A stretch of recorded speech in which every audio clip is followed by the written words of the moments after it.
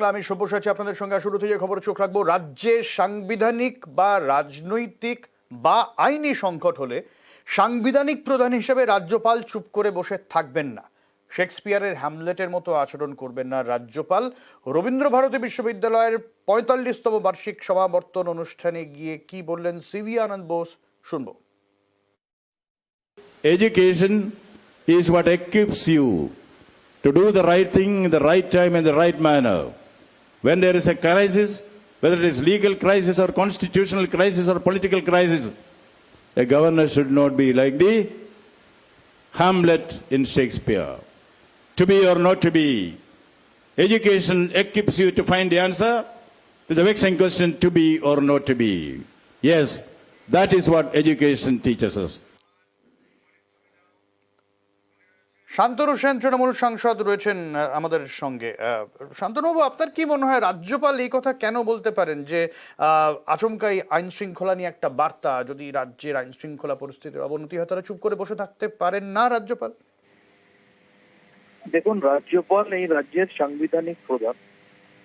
এই রাজ্যের প্রশাসনিক প্রধানের সাথে সমন্বয় সাধন করে তিনি রাজ্যের ভালোর জন্য কাজ করবেন, এটাই অভিপ্রেত। পাশাপাশি এই রাজ্যে ৩ দিন ধরে নির্বাচিত একটা সরকার রয়েছে। এই রাজ্যে একটা শিক্ষা দপ্তর রয়েছে, যে শিক্ষা দপ্তর যথেষ্ট ভালো কাজ করছে। কেন্দ্রীয় সরকার তাকে সহজ অ্যাওয়ার্ড দিয়েছে বারংবার। শিক্ষা ক্ষেত্রে কোনো বিষয় আলোচনা করতে গেলে নিশ্চিত করে তিনি শিক্ষা দপ্তরের সাথে আলোচনা করে কাজ করবেন, এটাই আমরা আশা করি। মাননীয় রাজ্যপাল মহোদয় শেক্সপিয়ারকে উদ্ধৃতি করে তার মনের কথা তিনি প্রকাশ করেছেন। আমিও একটা কথা বলতে ইচ্ছা প্রকাশ করছি যে আমরাও আশা করব যে রাজ্যপাল তার সাংবিধানিক পরিধির মধ্যে থেকে কাজ করবেন। আমরা অতীতে একজন রাজ্যপাল মহোদয়কে পেয়েছিলাম, মাননীয় জগদীপ ধনখড়, যাকে আমরা দেখেছিলাম কেন্দ্রের শাসক দলের অঙ্গুলি হেলনে তিনি রাজ্যপাল কম, তিনি কোনো একটি দলের মুখপাত্র হিসেবে বেশি কাজ করতেন। আশা করব আগামী দিনে মাননীয় এই বর্তমান রাজ্যপাল মহোদয়কে আমাদের সেই অতীতের দিনগুলোকে স্মরণ করে, জগদীপ ধনখড় মহোদয়কে স্মরণ করে আমাদের বলতে হবে না যে ব্রুটাস দাউ টু। শান্তনুবাবু, শোনা যাচ্ছে? হ্যাঁ, বললাম তো আমি। আচ্ছা, বেশ। আশা করব জগদীপ ধনখড় মহোদয়কে স্মরণ করে আগামী দিনে বর্তমান রাজ্যপাল মহোদয়কেও আমাদের বলতে হবে না যে ব্রুটাস দাউ টু। একদমই। অনেক ধন্যবাদ, অনেক ধন্যবাদ। কর্মীদের তুলনা করলেন খালিস্তানিদের সঙ্গে, আর জানিয়ে হাওয়া গরম। কিছু কর্মী নেতা স্বঘোষিত খালিস্তানি নেতার মতো স্বঘোষিত কর্মী নেতা কর্মীদের এসটি তালিকাভুক্ত করার দাবি দীর্ঘদিনের। এ নিয়ে নানা সময় আন্দোলন হয়েছে। ২২ সেপ্টেম্বরের পর ২৩ এপ্রিল ২ দফায় টানা আন্দোলনে নামেন কর্মীরা। রেল রাস্তা অবরোধ হয়, পরে অবরোধ বিক্ষোভ উঠলেও আন্দোলন চলছে। এই আবহেই বিস্ফোরক তৃণমূল নেতা অজিত মাইতি কর্মীদের তুলনা করলেন খালিস্তানি বিচ্ছিন্নতাবাদীদের সঙ্গে। কিছু কর্মী নেতা স্বঘোষিত খালিস্তানি নেতার মতো স্বঘোষিত কর্মী নেতা, তারা কর্মী ভাই বোনদের ভুল বুঝিয়ে যে এসটি সার্টিফিকেট মমতা বন্দ্যোপাধ্যায়কে দিতে হবে, সিদ্ধান্ত নেওয়ার মালিক দিল্লি, কিন্তু কর্মী ভাইরা, আমার ধারণা বিজেপি তাদের উস্কানি দিয়ে কিংবা সিপিএম তাদের উস্কানি দিয়ে দিল্লিতে কর্মী ভাইদের কোনো আন্দোলন করতে দিচ্ছে না। তৃণমূল নেতা অজিত মাইতির বিস্ফোরক আক্রমণ, এ নিয়ে রাজ্য রাজনীতির হাওয়া গরম। বাঁকুড়া এবং পুরুলিয়ায় প্রতিবাদে সরব হন কর্মীরা। আমার হক আমি বুঝতে গেলেই কেউ বলছে মাওবাদী, কেউ বলছে খালিস্তানি, কেউ বলছে রাজনৈতিক মদতে করছে। হাসালেন, সত্যি হাসালেন। মানে হক বুঝে নেওয়ার অধিকার আমাদের কি নেই? কর্মীরা তাদের এক দাবি নিয়ে আন্দোলন করছে, সেখানে কোনো বিচ্ছিন্নতাবাদী চিন্তাভাবনা নেই তাদের মধ্যে। খালিস্তান যারা সমর্থক, তারা বিচ্ছিন্নতাবাদী চিন্তাধারায় বিশ্বাস করে। ভারতবর্ষ থেকে পাঞ্জাবকে আলাদা করে আলাদা রাষ্ট্র তৈরি করার কথা বলে। দুজনের মধ্যে কোনো তুলনা হওয়া উচিত নয়। 14 তারিখের আন্দোলনে বহু কর্মী মানুষ এখানে উপস্থিত থাকবেন, আদিবাসী মানুষ উপস্থিত থাকবেন, অ্যাটলিস্ট 25,000 মানুষ উপস্থিত থাকবেন। সেদিন ওদের এই বিচ্ছিন্নতাবাদী কর্মী নেতা বা আদিবাসী নেতাদের দেখিয়ে দেবো যে তৃণমূলের পতাকার তলায় মমতা বন্দ্যোপাধ্যায়ের উন্নয়নের ওপর শপথ রাখতে সবাই এক কাট্টা হয়েছে, এটা দেখাবো আমরা। বাংলায় ভোটের রাজনীতিতে কর্মীরা গুরুত্বপূর্ণ ফ্যাক্টর। এ রাজ্যের 12টি জেলায় কর্মী জনসংখ্যা 20 লক্ষ। ঝাড়গ্রাম লোকসভা কেন্দ্রে 35% ভোটারই কর্মী। পুরুলিয়া লোকসভা কেন্দ্রে 23% কর্মী ভোটার। জঙ্গলমহলের 4 জেলার 10 বিধানসভা আসনে কর্মীরা বড় ফ্যাক্টর। সামনে পঞ্চায়েত ভোট, তার আগে কর্মীদের আন্দোলনে গরম জঙ্গলমহল। কর্মীদের গ্রামে গ্রামে নানা রাজনৈতিক দলের দেওয়াল লিখন মোছা হচ্ছে। সেই সব দেওয়ালে কর্মীরা লিখছেন জয় গরাম, অর্থাৎ কর্মী দেবতাদের উদ্দেশ্যে জয়ধ্বনি। কোথাও আবার লেখা হচ্ছে অল ওয়াল ফর কর্মী।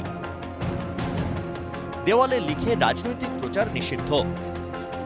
এরই মাঝে বিস্ফোরক পশ্চিম মেদিনীপুরের তৃণমূল নেতা অজিত মাইতি। তৃণমূল নেতার এই মন্তব্যে এখন বিতর্কের ঝড়। নিউজ 18 বাংলা। পঞ্চায়েতে ভোট লুট করতে এলে রসগোল্লা খাইয়ে ছাড়া হবে না, ভোট লুট করতে এলে ব্যবস্থা করবে বিজেপি। ফের তোপ দিলীপ ঘোষের। ভোট লুট করতে এলে পুলিশ তো কিছু করবে না, আমরাই যা করার করবো, কারণ আমরা দেখেছি গতবারে পুলিশই ভোট লুট করিয়েছে। তো সেজন্য আমরা লড়াই করেছি, সংগঠন করেছি, লোকে পরিষেবা দেব, নির্বাচনে লড়ছি।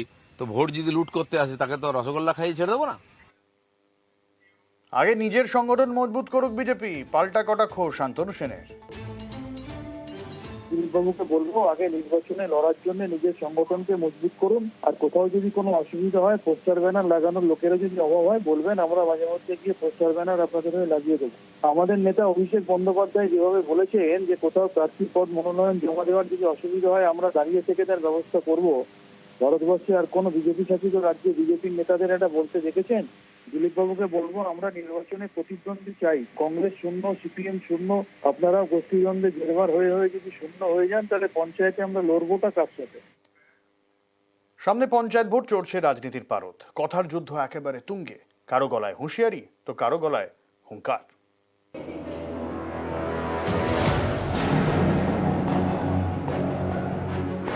সামনে পঞ্চায়েত ভোট, গ্রাম দখলের লড়াই, তার আগে কথার লড়াই তুঙ্গে।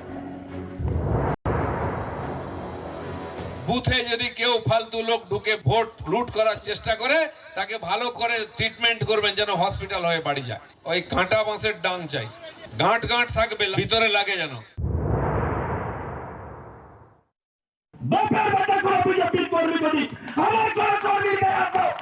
বাড়ি থেকে তুলে আনবো। যদি আপনি আমার গালে চড় মারেন এক গালে, আমি কিন্তু দ্বিতীয় গালটা বাড়িয়ে দিয়ে যাবো না। আপনি যদি চড়টা মারবেন, আমি আপনার অন্য গালে এত সবাইকে এত চড় মারবো, আপনি 4 দিন অজ্ঞান থাকবেন। এবারে শিয়াল খেলা হাতি খেলা নয়, টিএমসি খেলা অভিযান শুরু করতে হবে। ওসি বা পুলিশ যদি মনে করে এটা 18 সাল আমরা জবরদস্তি করব, ভোট করতে দেব না, রাজ্য দেখাবো, মানুষের দেওয়া উর্দি, ওটা সরকারের দেওয়া উর্দি, কারোর বাপের পয়সায় কেনা উর্দি না। মমতা বন্দ্যোপাধ্যায়ের বিরুদ্ধে কুৎসার কথাবার্তা বললে তার জিভ টেনে ছিঁড়ে দাও, এটাই হবে আগামী দিনের আমাদের আন্দোলনের আসল রূপরেখা। পঞ্চায়েতে ভোট লুট করে নেবার মানে মানুষের ইজ্জত লুট করা, মেয়েদের ইজ্জত লুট করা। একবার পঞ্চায়েতে ভোট লুট করা মানে আপনার 100 দিনের কাজের টাকাটাকে লুট করে নেওয়া। পঞ্চায়েত ভোট যত এগিয়ে আসছে ততই নেতাদের সুর সপ্তমে উঠছে। শাসক হোক বা বিরোধী, কেউ কাউকে ছাড়ছে না। মোকা বাংলায় আসুক না আসুক, বাংলার রাজনীতিতে এখন থেকেই সাইক্লোন। ভোট যুদ্ধের ময়দানে কথার যুদ্ধ চরমে। নিউজ 18 বাংলা। ময়নায় বিজেপি নেতা খুনে আরো গ্রেফতার। সোমবার আরো 3 জনকে গ্রেফতার করলো পুলিশ। সুজিত রয়েছেন আমাদের সঙ্গে। এই 3 জন কারা, কি জানা যাচ্ছে, জানাবে সুজিত। এরা কারা এখনো পর্যন্ত পুলিশের তরফে কোনো বিষয়টি সবিস্তারে জানানো হয়নি। ধরপাকড় করা হয়েছে এবং ধরপাকড় চলছে, এবং পুলিশ যে 3 জনকে আজকে গ্রেফতার করেছে দুর্গাচক, হলদের দুর্গাচক এলাকা থেকেই গ্রেফতার করে এনেছে বলে জানা যাচ্ছে, এবং তাদের মুখ ঢাকা অবস্থায় তাদেরকে থানা থেকে বের করে এখন তমলুকের আদালতের দিকে নিয়ে যাওয়া হচ্ছে। এবং তারা কারা পুলিশের তরফে কোনো বিবৃতি এখনো পর্যন্ত দেওয়া হয়নি। আবার মুখে ঢাকা অবস্থায় থাকায় তাদের চেনা যাচ্ছে না। তবে সূত্র মারফত যেটা জানা যাচ্ছে যে ময়নার খুন কাণ্ডেই গ্রেপ্তার এবং তাদের ময়নারই তারা বাসিন্দা। তারা ঘটনার পর থেকে এলাকা ছাড়া ছিল এবং তাদেরকে দুর্গাচক এলাকা থেকে গ্রেপ্তার করে এনে পুলিশ এখন তমলুক আদালতে নিয়ে যাচ্ছে সাপ্তাহিক পুলিশের সূত্র মারফত। তবে পুলিশ প্রকাশ্যে এখনো পর্যন্ত তাদের পরিচয় জানায়নি বা এখনো পর্যন্ত তাদের মুখ ঢাকার কারণে পরিচয় জানা যায়নি। তবে মোট গ্রেপ্তারের সংখ্যা সম্পর্কে জানালো যে 7 জন, অর্থাৎ ময়নায় বিজেপি নেতা খুনের ঘটনার যে তদন্ত নেমে পুলিশ এখনো পর্যন্ত 7 জনকে গ্রেপ্তার করলো। অনেক ধন্যবাদ সজিত। অঙ্গনবাড়ি কেন্দ্র থেকে উদ্ধার বোমা, নদিয়ার কৃষ্ণনগরের আনন্দবাস এলাকার ঘটনা।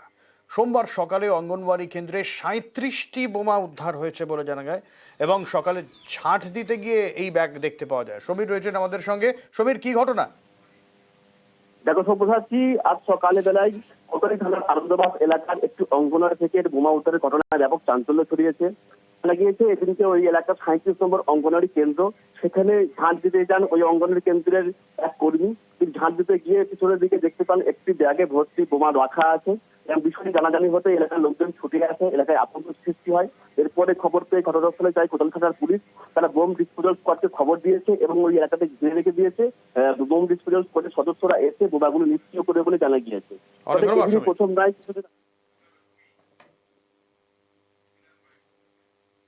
বাথরুম রোড সাইডটা ঝাঁট দিতে গিয়ে দেখি বোমা আঁকা আছে ঝুলাই। হ্যাঁ আমি দেখেছি, আমি গুনি দেখিনি। আমি কাজ অনেক প্রায় 20 বছর হবে কাজ করছি। না, এমন ঘটনা কোনোদিনই ঘটেনি। নিখোঁজ বায়ুসেনার কর্মী, 1 মাসেরও বেশি সময় ধরে খোঁজ নেই নন্দকুমারের বুদ্ধদেব দাসের। ঘোর চিন্তায় পরিবার।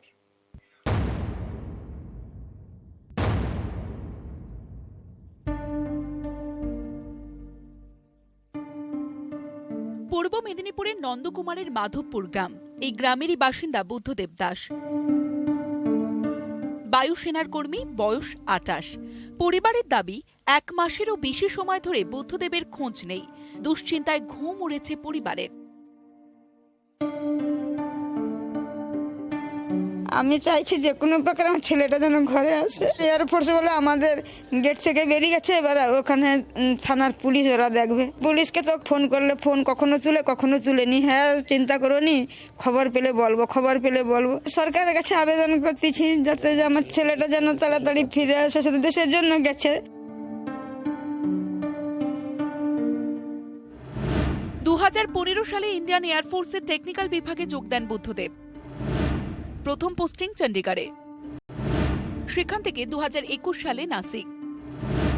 এবছর 11 মার্চ নন্দকুমারের বাড়িতে ফেরেন, পরিজনদের সঙ্গে ঘুরতে যান। 1 এপ্রিল নাসিকে কাজে যোগ দেন। সেখান থেকে শেষবার ফোনে কথা হয় 4 এপ্রিল। তারপর থেকেই আর খোঁজ মিলছে না বায়ুসেনা কর্মী বুদ্ধদেবের। আমরা তো নন্দকুমার থানায় গেলাম, ওরা বলতেছে আমরা দেখতেছি। যেহেতু ভারতীয় সেনাবাহিনীতে কাজ করে, ভারত সরকার হোক কিংবা রাজ্য সরকার হোক, দুজনের কাছে অনুরোধ করছি যেন ওনারা আরও ভালোভাবে তদন্ত করে যে আমার পাড়ার ছেলেকে পাড়ায় ফিরিয়ে দেন। বায়ুসেনার কর্মী ছুটি কাটিয়ে কাজে যোগ দিলেন, তারপর থেকে বেপাত্তা। কেন খোঁজ মিলছে না বায়ুসেনা কর্মীর? নন্দকুমারে ঘোর চিন্তায় পরিবার। পূর্ব মেদিনীপুর থেকে ক্যামেরায় সর্বানন্দ মিশ্রর সঙ্গে সুজিত ভৌমিক, নিউজ 18 বাংলা।